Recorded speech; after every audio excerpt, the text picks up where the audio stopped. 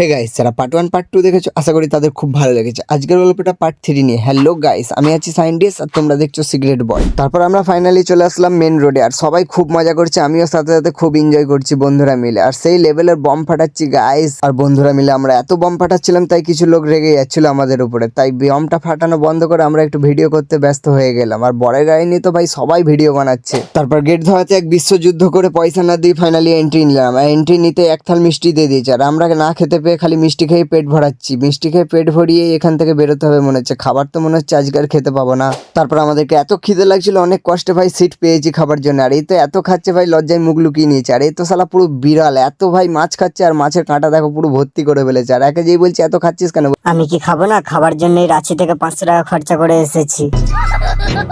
একে তো ভাই কিছু বলারই নেই। এ এত খাচ্ছে, এটা নিয়ে 2 প্লেট রানিং চলছে। আবার বলছে খেতেই তো এসেছি কাজ ছুটি করে, আরো খাবো। Next part 4 coming soon, by.